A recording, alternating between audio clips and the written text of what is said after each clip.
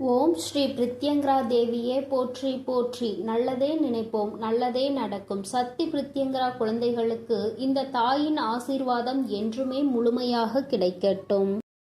தங்க பிள்ளையே, உனக்கு துரோகத்தை செய்தவர்களை நினைத்து நீ மனம் வருந்தி கொண்டிருக்கின்றாய் அல்லவா? என் தங்கமே, உன்னுடைய வாழ்க்கையில் உனக்கு துரோகங்களை செய்தவர்களை பற்றி நீ சொல்லும் பொழுதெல்லாம் உன் அம்மா எனக்கே இங்கு கண்களில் கண்ணீர் ததும்பியது என்றால் அவர்கள் எப்படிப்பட்ட துரோகத்தை உனக்கு செய்திருக்கிறார்கள் என்பதை என்னால் புரிந்து கொள்ள முடிகிறது.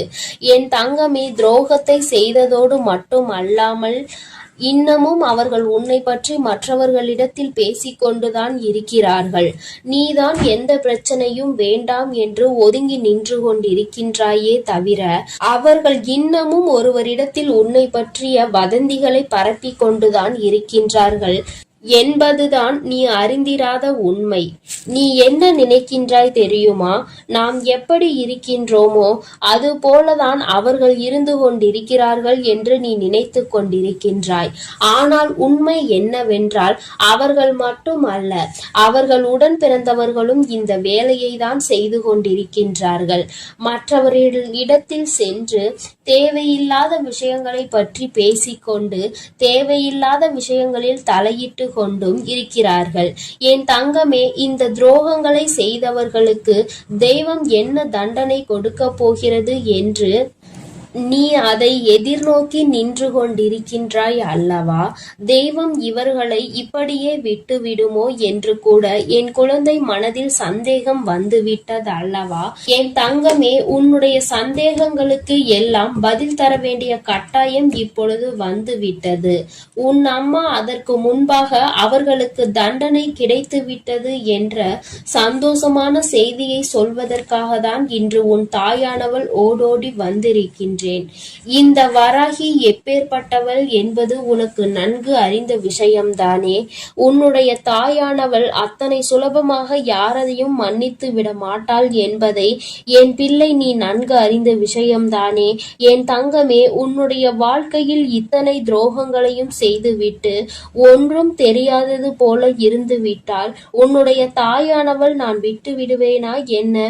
ஆனால் அதற்கு முன்பாக உன் மீது என்னை விட அதிக அக்கறை கொண்ட உன்னுடைய குலதெய்வம் இதையெல்லாம் பார்த்து கொண்டு அப்படியே இருந்து விடுவார்களா என்ன? என் தங்கமே, உன்னுடைய குலதெய்வம் இன்று அவர்களுக்கான தண்டனையை வழங்கி இருக்கிறார்கள். குழந்தையே, அவர்களுக்கு கொடுத்த தண்டனை என்னவென்று கேட்டால் நிச்சயமாக என் குழந்தை நீ மகிழவும் செய்வாய். அதே நேரத்தில் உன்னுடைய நல்ல மனதிற்கு நீ வருத்தப்படவும் செய்வாய். ஏனென்றால் என் குழந்தையே, தனக்கு துரோகத்தையே செய்தவர்களுக்கு கூட நல்லதை மட்டுமே செய்ய வேண்டும் என்று நினைக்கின்ற எண்ணம் கொண்ட குழந்தை அல்லவா நீ? என் தங்கமே, உன்னுடைய எண்ணங்களினால்தான் நீ இன்னமும் இந்த வராகியின் முன்னால் நின்று கொண்டிருக்கிறாய் என்பதை இந்த நேரத்தில் நான் உனக்கு நினைவுபடுத்துகின்றேன். அதனால் உன்னுடைய இந்த நல்ல குணத்தில் இருந்து ஒரு நாளும் நீ மாறிவிடாதே. உன்னுடைய எண்ணங்கள் எப்பொழுதுமே உன்னை சுற்றி தெளிவாக இருக்க வேண்டும் என்பதை நீ புரிந்து கொள்ள வேண்டும். என் தங்கமே, ஒவ்வொரு நாளும் உன்னுடைய வாழ்க்கையில் நீ பட்ட அத்தனை அவமானங்களையும் உனக்கு தேடி கொடுத்தவர்களை இந்த தாயானவள் ஒரு கை பார்த்துவிடலாம் என்று புறப்பட்ட பொழுதுதான் நான் அங்கு நடந்த அனைத்தையும் தெரிந்து கொண்டேன். நான் தெரிந்து கொண்ட விஷயம் என்ன தெரியுமா? உன்னுடைய குலதெய்வம் அவர்களை சந்திக்க சென்றிருக்கிறார்கள் என்பதுதான். அவர்களினுடைய குடும்பத்தின் நிலையையும் நான் அப்பொழுதுதான் புரிந்து கொண்டேன். எல்லோருமே ஏதோ ஒரு வாழ்க்கையை வாழ்ந்து கொண்டிருக்கின்றார்களே தவிர யாருக்குமே மனதில் நிம்மதி இல்லை. அதற்கு காரணம் என்னவென்று நானும் ஆராய்ந்து பார்த்தேன். நாம் அல்லவா அவர்களுக்கு தண்டனையை கொடுக்க வேண்டும் என்று புறப்பட்டு வந்தோம். இங்கே வந்து பார்த்தால் அவர்கள் ஏற்கனவே ஏற்கனவே தண்டனையை பெற்று வாழ்க்கையில் நல்ல நிலையில் இல்லாமல் வேதனைப்பட்டு கொண்டிருக்கிறார்களே என்று எனக்கு தோன்றியது.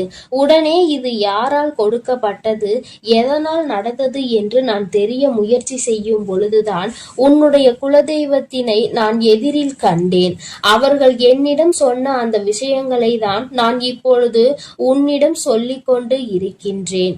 என் தங்கமே, இப்பொழுது அவர்கள் சொன்ன விஷயத்தை நான் உனக்கு சொல்கிறேன், கவனமாக கேள். அவர்கள் மனவேதனை அடைந்து இதனை என்னிடத்தில் பகிர்ந்து கொண்டார்கள். என்னிடத்தில் அவர்கள் சொன்ன விஷயத்தை நான் உன்னிடத்தில் அப்படியே சொல்லிவிடுகின்றேன். இந்த வராகி ஒரு நாளும் தேவையில்லாத எந்த விஷயங்களையும் உன்னிடத்தில் சொல்ல மாட்டாள் என்று நம்பினால் மட்டும் என் பிள்ளையே, நீ இதனை முழுமையாக கேட்க வேண்டும். அப்பொழுதுதான் இந்த வார்த்தைகளினுடைய அர்த்தங்களும் உணர்வுகளும் உன்னை வந்து சேரும் என்பதை நீ மறந்து விடாதே. என் தங்கமே, உன் குலதெய்வம் என்னிடத்தில் சொன்ன வார்த்தைகள் என்ன தெரியுமா? அவர்கள் உனக்கு ஏற்பட்ட துரோகங்களை கண்டு கொண்டிருந்தார்களாம். எந்த எல்லைக்குதான் இவர்கள் செல்வார்கள் என்று அவர்களும் எதிர்பார்த்து நின்று கொண்டிருந்த நேரத்தில்தான் இவர்களின் ஆட்டம் ஒரு எல்லையை மீறி சென்று கொண்டிருந்தது. அவர்கள் மனம் வேதனை அடைந்து விட்டார்கள். மனவேதனையின் உச்சம் அவர்களை தண்டித்து விட வேண்டும் என்கின்ற அளவிற்கு கோபம் வந்துவிட்டது. ஒருவராக இருந்தால் பரவாயில்லை, ஒட்டுமொத்த குடும்பத்தோடு சேர்ந்து ஒரே ஒருவருக்கு துரோகத்தை செய்து அவரை பழிவாங்க வேண்டும் என்று நினைப்பது எத்தனை பெரிய தவறு. அது அவர்களினுடைய பிள்ளை, என்னுடைய பிள்ளை வாழ்க்கையில் ஒரு நாளும் யாருக்கும் எந்த துரோகத்தையும் செய்ய நினைக்காத பிள்ளை தன்னிடத்தில் வேண்டும் என்று யாரேனும் கையேந்தி விட்டால் தனக்கு இல்லை என்றாலும் கூட எடுத்து கொடுத்து விட்டு செல்லக்கூடிய பிள்ளை. அப்பேற்பட்ட ஒரு பிள்ளைக்கு இவர்கள் காலம் காலமாக ஓடி ஓடி செய்து கொண்டிருக்கின்ற துரோகங்களை கண்டு இந்த அம்மாவின் மனம் பதைத்து விட்டது என்று உன்னுடைய குலதெய்வம் என்னிடத்தில் சொன்னார்கள். உன்னுடைய துரோகிகளினுடைய மனதில் அந்த எண்ணங்கள் அடங்குவதாக தெரியவில்லை. அதனால் உடனடியாக இவர்களுக்கு தண்டனையை கொடுத்துவிட வேண்டும் என்று முடிவு செய்து அவர்கள் கொடுத்த தண்டனை என்ன தெரியுமா? அவர்களின் மீது இருந்த உன்னுடைய குலதெய்வத்தின் பார்வை திரும்பிவிட்டது.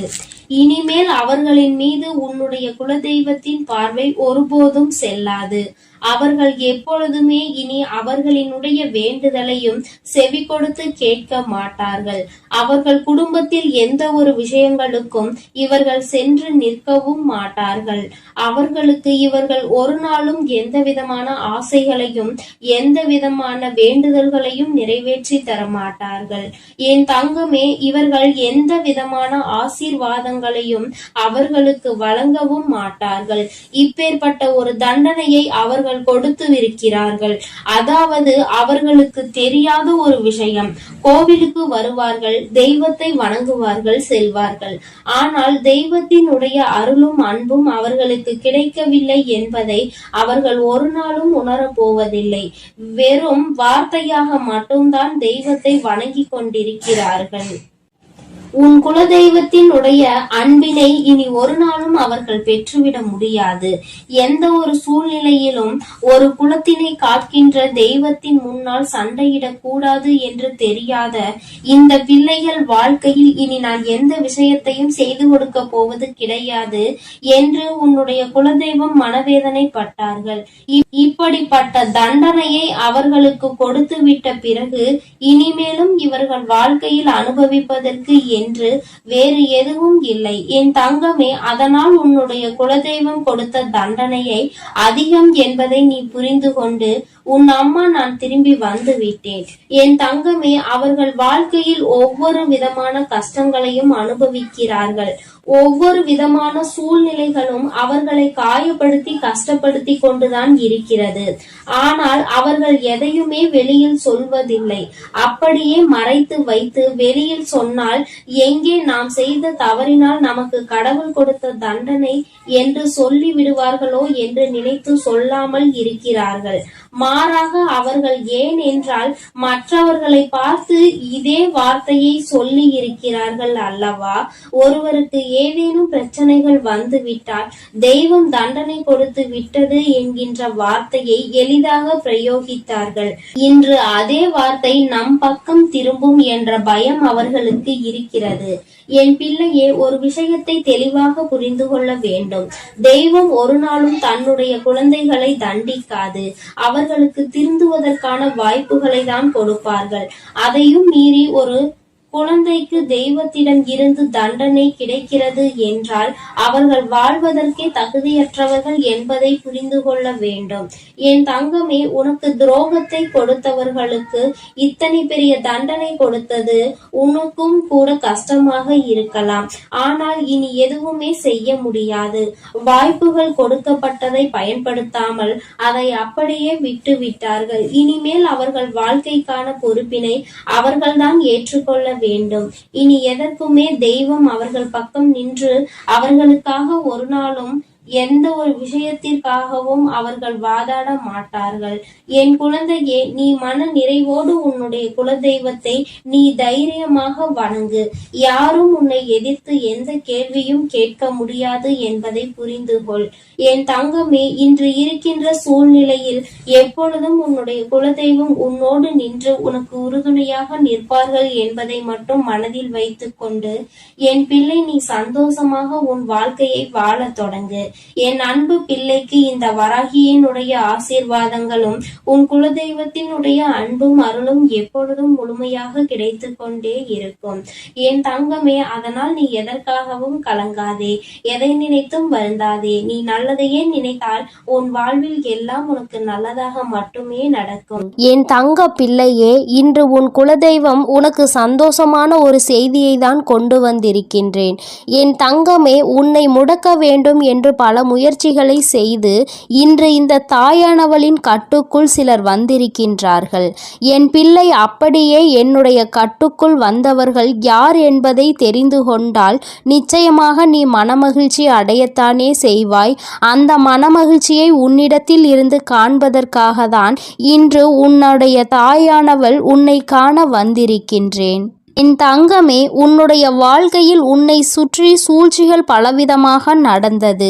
சிலர் உன்னை பார்த்து பொறாமை கொண்டார்கள். சிலர் உன் மீது கண் திஷ்டியினை வைத்தார்கள். ஆனால் ஒரு சிலர் உன்னை முடக்கி அழிக்க வேண்டும் என்று நினைத்தார்கள். அவர்களுக்கு உன்னை கண்டாலே நீ இன்னமும் இருந்து கொண்டிருக்கிறாயே என்பது போன்ற ஒரு எண்ணம். இது போன்ற எண்ணங்களை கொண்டு உன்னை சுற்றி சுற்றி வந்ததோடு மட்டுமல்லாமல் நீ சிரித்தால் அவர்களும் நல்லவர்கள் போல சிரிப்பார்கள். நீ என்ன சொன்னாலும் அதை அவர்கள் ஒன்றும் தெரியாதது போல தலையாட்டி கேட்பார்கள். எல்லா விஷயங்களை தெரிந்து வைத்து கொண்டே உன்னிடத்தில் ஒன்றும் தெரியாதது போல நடித்து கொண்டிருந்தார்கள். இது போன்று உன் வாழ்க்கையில் உன்னை அழிக்க சூழ்ச்சிகளை செய்தவர்கள் என் தங்கமே, நீ சில நேரங்களில் உன் வாழ்க்கையில் என்ன நடக்கிறது என்று புரியாமல் தவித்து நின்று கொண்டிருப்பாய். நமக்கு யாரேனும் எதையும் செய்து விட்டார்களா? நம்மை அழிக்க நினைக்கின்றார்களா? நமக்கு செய்வினைகளை செய்து விட்டார்களா என்று எண்ணி நீ பயந்து கொண்டிருக்கிறாய். ஏனென்றால் வாழ்க்கையில் வருகின்ற பிரச்சனைகள் ஒவ்வொன்றும் அப்படி உன்னை புரட்டி எடுத்து ஒன்று போனால் அடுத்தது ஒன்று மீண்டு வர முடியாமல் நீ தவித்து நின்று கொண்டிருக்கின்றாய். பல நேரங்களில் யாரோ உன்னை முடக்கி போட்டது போல அடுத்த அடி கூட எடுத்து வைக்க முடியாமல் நீ தவித்து நின்று கொண்டிருக்கின்றாய் என் தங்கமே. ஆனால் அந்த நேரத்தில் எல்லாம் நீ இந்த தாயானவள் என்னை அழைத்து அதிலிருந்து விடுபட்டு சென்றிருக்கின்றாய். என் பிள்ளையே, இதையெல்லாம் உன் அம்மா நான் பார்த்து கொண்டிருந்தேன் அல்லவா? அப்படியானால் இதற்கு ஒரு முடிவினை நாம் கொடுத்துவிட வேண்டும் என்று நான் எண்ணிவிட்டேன். அதைதான் உன்னுடைய வாழ்க்கையில் நான் செயல்படுத்த தொடங்கினேன். அந்த நேரத்தில் தான் நான் புரிந்து கொண்டேன். இதற்கெல்லாம் காரணம் உனக்கு மிகவும் நெருக்கமானவர்கள், உன்னோடு இருக்கின்றவர்கள், உன்னோடு நல்லபடியாக பேசி கொண்டிருக்கின்றவர்கள் என்று. என் தங்கமே, நான் இந்த விஷயத்தை தெரிந்து கொண்ட நேரத்தில் முதலில் அவர்களை முடக்கி விடலாம் என்று நினைத்த பொழுதுதான் நான் புரிந்து கொண்டேன். அவர்கள் செய்த தவறை நாம் செய்ய வேண்டாம். எல்லோருக்கும் குடும்பம் என்ற ஒன்று இருக்கின்றது. அவர்கள் தனிப்பட்ட மனது என்ன சொல்கின்றதோ அதை செய்கின்றார்களே தவிர மற்றபடி அவர்களை சுற்றி இருப்பவர்கள் எல்லாம் அவர்களுக்கு வேண்டியவர்கள் எல்லாம் நன்றாக இருக்க வேண்டும் என்றுதான் அவர்கள் நினைக்கின்றார்கள் என்று. என் பிள்ளையே, என்னதான் இருந்தாலும் ஒருவரை நாம் பழிவாங்க வேண்டும் என்று நினைத்தாலும் அவர்களை சார்ந்து இருப்பவர்களின் வாழ்க்கையும் இதில் அடங்கி இருக்கிறது என்பதை நாம் நிச்சயமாக யோசிக்க வேண்டும். அவர்கள் நினைப்பது போல நாமும் யார் எக்கேட கெட்டு போனால் நமக்கென்ன என்று இருந்துவிடக் கூடாது அல்லவா? அதனால்தான் உன் தாயானவள் இதை பற்றி சற்று யோசிக்க வேண்டிய சூழ்நிலை வந்துவிட்டது. நான் யோசித்துதான் இந்த முடிவிற்கு வந்திருக்கின்றேன். என் தங்கமே, அவர்கள் செய்த சூழ்ச்சி, அவர்கள் உன்னை முடக்க நினைத்தது, இதற்கெல்லாம் அவர்களுக்கு தனிப்பட்ட முறையில் தண்டனை கிடைக்க வேண்டியது கட்டாயமாக்கப்பட்டிருக்கின்றது. இந்த தண்டனையை அவர்கள் அனுபவிக்க வேண்டி இருப்பதனால் இந்த தாயானவள் அவர்களை முதலில் என்னுடைய கட்டுக்குள் கொண்டு வந்து விட்டேன். அப்படியானால் இப்பொழுது அவர்கள் என்னுடைய கட்டுப்பாட்டிற்குள் வந்து விட்டார்கள். என்னுடைய கட்டுப்பாட்டிற்குள் வந்த பிறகு அவர்களின் மனநிலையில் நிச்சயமாக மாற்றங்கள் வந்துவிடும். அவர்கள் செய்தது எல்லாம் எத்தனை பெரிய தவறு என்பதை அவர்கள் புரிந்து கொள்ள தொடங்கிவிட்டார்கள். இனிமேல் உன் பக்கமே திரும்பி பார்க்க கூடாது என்பதையும் அவர்கள் புரிந்து கொள்ள தொடங்கிவிட்டார்கள். என் தங்கமே, நீ நினைப்பது போல் அல்ல. பல மாற்றங்கள் அவர்களுக்குள் ஏற்பட்டிருக்கிறது. ஆனால் ஒன்று மட்டும் நிஜம், அவர்கள் உன்னுடைய வாழ்க்கையை அழிக்க நினைத்ததை நினைத்து இப்பொழுது சந்தோஷப்படுகின்றார்கள். ஏன் தெரியுமா? அப்படி நினைத்ததால் தானே இன்று இந்த தாயானவளினுடைய கைகளால் நம் வாழ்க்கையில் நமக்கு திருந்துவதற்கான வாய்ப்பு கிடைத்திருக்கிறது என்று அவர்கள் சந்தோஷப்படுகிறார்கள். ஆனாலும் இந்த அம்மா அவர்களுக்கு எல்லாவற்றையும் புரிய வைத்து விட்டேன். இனி ஒருபொழுதும் உன்னுடைய வாழ்க்கையில் அவர்களினுடைய தலையீடு நிச்சயமாக இருக்காது. அவர்கள் செய்த சூழ்ச்சி அவர்களுக்கே திரும்ப சென்றிருக்கும் பொழுது நிச்சயமாக இனி இது போன்ற ஒரு காரியத்தை செய்வதற்கு மனம் யாருக்கும் வந்துவிடாது. இந்த தாயானவளினுடைய அன்பினை பெற்ற குழந்தைகள் அல்லவா? நீ உன்னை முடக்க நினைப்பதும் என்னை முடக்க நினைப்பதற்கு சமம் அல்லவா? அப்படி செய்ய வேண்டும் என்று நினைத்துவிட்டு அவர்கள் எப்படி அமைதியாக இருக்க முடியும்? அவர்களுக்கான பிரச்சனைகளை அவர்கள் அனுபவிக்க வேண்டிய கட்டாயம் அல்லவா? என் தங்கமே, இன்று அவர்கள் தான் நினைத்ததை சாதித்து விட்டது போல ஒரு உணர்வினை கொண்டு வந்தார்கள். அந்த உணர்வை அவர்களுக்குள் இருந்து எடுத்து அவர்கள் செய்தது எத்தனை பெரிய தவறு என்பதனை அவர்களுக்கு நான் உணர்த்தி விட்டேன். என்னதான் இந்த தாயானவள் அவர்களுக்கு அறிவுரை வழங்கினாலும் நான் அவர்களுக்கு ஆசிகளை ஒருபொழுதும் வழங்கவில்லை. அவர்களின் வாழ்க்கை அவர்களின் பொறுப்பு. அவர்கள் செய்த பாவத்திற்கு பலனும் அவர்களுக்கு நிச்சயமாக கிடைக்கும். என் பிள்ளையாக அவர்கள் திருந்து விட்டார்கள் என்றால் இனி வாழ்க்கையில் அவர்களுக்கு நல்லது நடக்கும். மீண்டும் மீண்டும் அதே தவறை தான் செய்வார்கள் என்றால் இந்த வாழ்க்கையே அவர்களை அழித்துவிடும் என்பதில் எந்த ஒரு மாற்று கருத்தும் கிடையாது. வாழ வேண்டும் என்ற எண்ணம் மட்டும் இருந்துவிட்டால் போதாது. இந்த வாழ்க்கையை வாழ்வதற்கான தகுதி நம்மிடத்தில் இருக்கின்றதா என்பதையும் புரிந்து கொள்ள வேண்டும். அதையெல்லாம் உனக்கு நிச்சயமாக இருக்கின்றதா என்பதை புரிந்து கொள்ள வேண்டும். என் தங்கமே, இவர்களினுடைய மனதில் இருக்கின்ற எண்ணங்களை எல்லாம் நீ நிச்சயமாக ஒரு பொருட்டாகவே நினைக்காதே. அடுத்தவர்களுக்கு கெடுதல் நினைப்பது, அடுத்தவர்கள் வாழ்க்கையை முடக்க நினைப்பதும் ஒரு தொழிலா?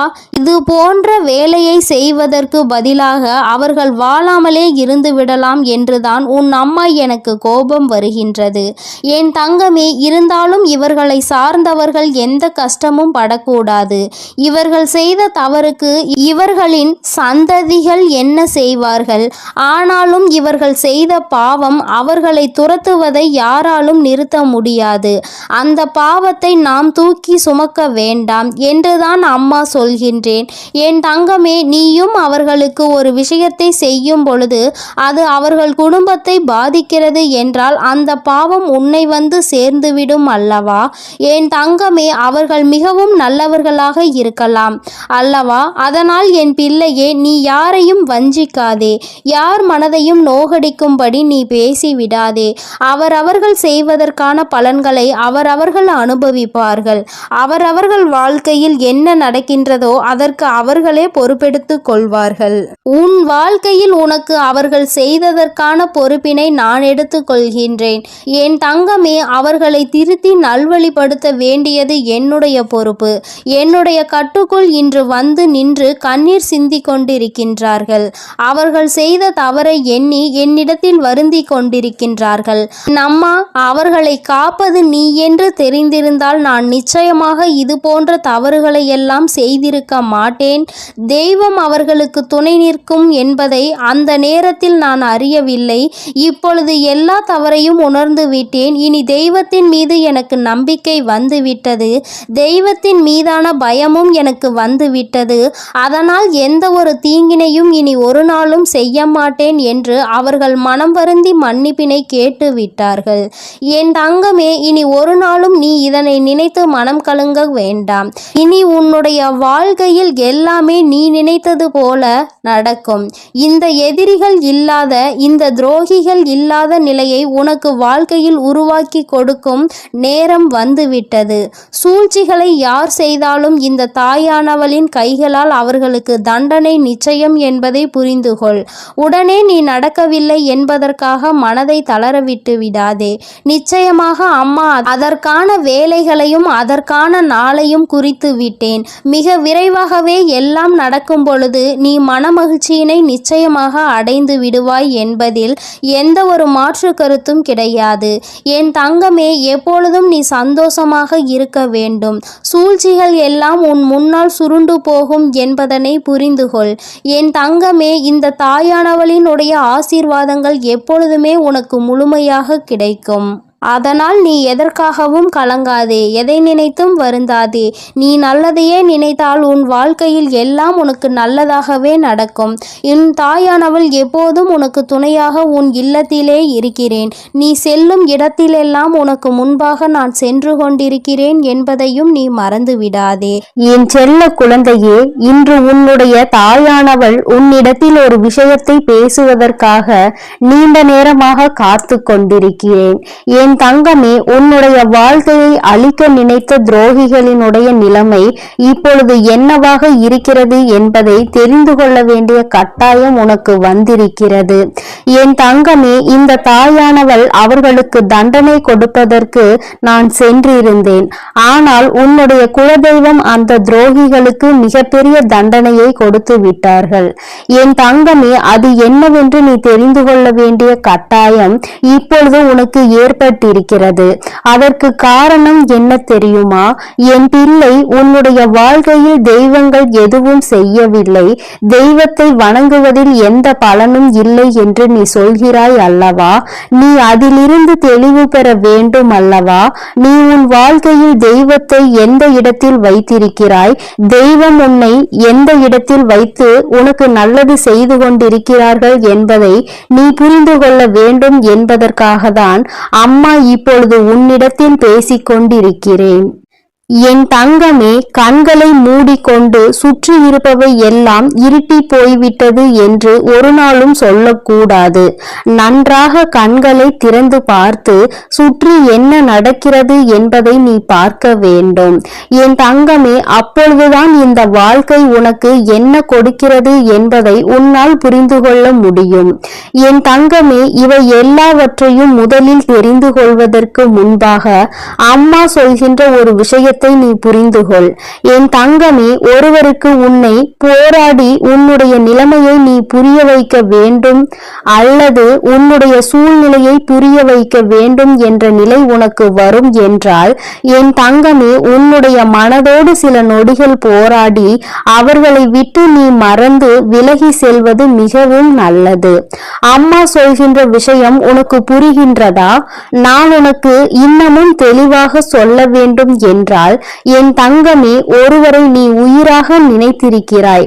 ஆனால் அவர்கள் உன் மீது தேவையில்லாமல் சந்தேகம் கொள்கிறார்கள் என்றால், என் தங்கமே, அதை பலமுறை நீ புரிய வைக்க முயற்சி செய்தும் பலனளிக்கவில்லை என்றால், அந்த நேரத்தில் நீ சொல்ல வேண்டிய விஷயம் உண்மையான அன்பு என்றால் நிச்சயமாக நீ சொல்கின்ற விஷயம் புரிந்துவிடும். என் தங்கமே, அப்படி அந்த விஷயம் நீ எத்தனை முறை மன்றாடினாலும் எத்தனை போராட்டங்களை நடத்தினாலும் அவர்களுக்கு அது புரிவது இல்லை. அதனால் அந்த இடத்தில் நீ உன்னை நிரூபிப்பதற்கு பதிலாக உன்னுடைய மனதோடு சில நொடிகள் போராடி, இது போன்ற வாழ்க்கை உனக்கு தேவையில்லை, இதை மறந்துவிடலாம் என்ற தைரியத்தை பெற்று விலகிவிடுவது மிகவும் நல்லது. என் பிள்ளையே, அம்மா சொல்வது இன்று வேண்டுமானால் உனக்கு கஷ்டமாக இருக்கலாம். அது எப்படி என்னுடைய வாழ்க்கையை நான் விட முடியும்?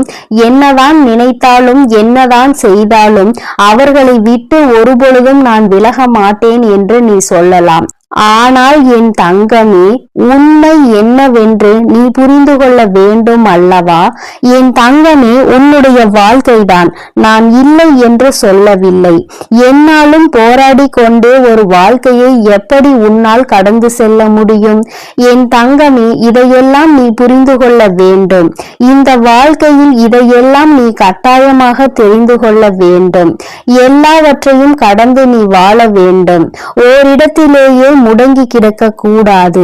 ஒருவருக்காக உன்னுடைய ஒட்டுமொத்த வாழ்க்கையையும் நீ வீணடித்து விடக் கூடாது என்றுதான் அம்மா உனக்கு சொல்கிறேன். சரி, இதை நீ புரிந்து கொண்டால் உனக்கு நல்லது. என் தங்கமே, இப்பொழுது நான் உன் வாழ்க்கையில் உனக்கு துரோகங்களை செய்தவர்களின் நிலை என்னவாக இருக்கிறது என்றும் உனக்கு சொல்கிறேன். அதனை நீ கேள். உன்னுடைய குலதெய்வம் அவர்களுக்கு என்ன தண்டனை கொடுத்தார்கள் என்பதையும் சொல்கிறேன். என் தங்கமே, உனக்கு காயங்களை கொடுத்தவர்கள் உனக்கு மிகவும் நெருக்கமானவர்கள், உன்னுடைய குடும்பத்தில் ஒருவர். என் தங்கமே, உன்னுடைய குலதெய்வம் முன் வந்து அவர்களுக்கு தண்டனை கொடுத்ததற்கு காரணம் அவர்களும் அவரினுடைய குலப்பிள்ளை அல்லவா? தன்னுடைய பிள்ளைகள் நல்லது செய்தால் சந்தோஷப்படுபவர்கள் தன்னுடைய பிள்ளை தவறு செய்தாலும் அதனை நிச்சயமாக தட்டி கேட்டு விடுவார்கள் என்பதில் எந்த ஒரு மாற்றமும் கிடையாது. என் தங்கமே, இப்பொழுது உன் வாழ்க்கையில் அதுதான் நடந்திருக்கிறது. உன்னுடைய குலதெய்வம் அவர்களுக்கு கொடுத்திருக்கிற தண்டனை எதிரிக்கு கூட வரக்கூடாது என்று நான் சொல்லி முடித்ததும் நீ நிச்சயமாக நினைப்பாய். ஏனென்றால் அவர்களுக்கு கொடுத்த தண்டனை அப்பேற்பட்ட தண்டனை. என் தங்கமே, குலத்தில் இருந்து கொண்டு எல்லோருமே ஒரே உறவாக இருந்து கொண்டு தன்னுடைய குலத்தில் இருக்கின்ற மற்றவர்களுக்கு காயத்தை கொடுப்பது நியாயமற்றது. இதையெல்லாம் கேட்பதற்கு யாரும் இல்லை என்று அவர்கள் நினைத்து விட்டார்களா? இந்த குலதெய்வம் எதற்காக இருக்கின்றார்கள் என்பதை புரிந்து கொள்ளாமல் அவர்களுடைய ஆட்டம் அதிகமாகி விட்டது. இந்த ஆட்டத்தை நான் இப்பொழுது நிறுத்தவில்லை என்றால் இனி அவர்களை யாராலும் கட்டுப்படுத்த முடியாது. இதற்கு இவர்களுக்கு நான் கொடுக்கக்கூடிய தண்டனை அவர்கள் காலத்திற்கும் மறக்க முடியாத தண்டனையாக இருக்க வேண்டும்.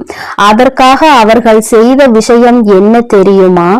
அங்கே அவர்கள் உன்னுடைய துரோகியாக இருப்பவர்களுக்கு கொடுத்த தண்டனை அவர்கள் எப்பொழுது வேண்டுமானாலும் குலதெய்வத்தின் சன்னதிக்கு வரலாம், குலதெய்வத்தை வணங்கலாம், குலதெய்வத்திடம் என்ன வேண்டுமானாலும் கேட்கலாம்.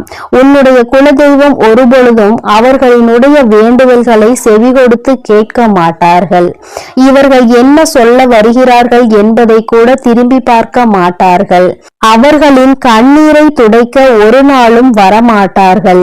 இப்படி ஒரு பிள்ளை தனக்கு இருந்ததையே அவர்கள் மறந்து விட்டார்கள். அவர்கள் முன்னால் வந்து நின்றால் கூட அவர்களால் குலதெய்வத்தால் அவர்களை உணர முடியாது.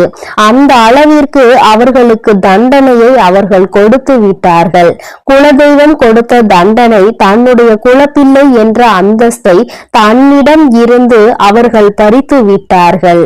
நீ இனிமேல் என்னுடைய குழந்தை இல்லை, நான் உன்னுடைய குலதெய்வம் இல்லை என்று சொல்லி அவர்களுக்கு மிகப்பெரிய தண்டனையை கொடுத்து விட்டார்கள். என் தங்கமே, இப்பொழுது நீ நினைக்கலாம், அம்மா இவர்களுக்கு இந்த தண்டனையை குலதெய்வம் கொடுக்கிறார் என்பதை இவர்கள் எப்படி புரிந்து கொள்வார்கள், இதனை எப்படி அவர்கள் உணர்ந்து கொள்வார்கள் என்று நீ நினைக்கிறாய் அல்லவா? நிச்சயமாக ஒரு நாள் அவர்கள் புரிந்து கொள்வார்கள். எப்பொழுது தெரியுமா?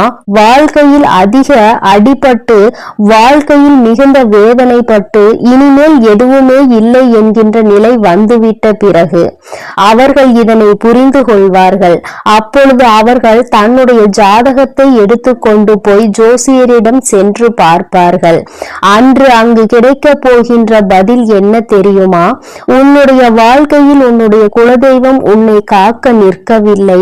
நீ உன்னுடைய குலதெய்வத்திடம் இருந்து ஒதுங்கி வைக்கப்பட்டிருக்கிறாய். நீ செய்த பாவங்கள் எல்லாம் உன்னை துரத்தி அடித்து கொண்டிருக்கிறது. அதனால் உன் குலதெய்வம் உனக்கு கொடுத்த தண்டனையில் இருந்து உன்னால் ஒருபொழுதும் தப்ப முடியாது.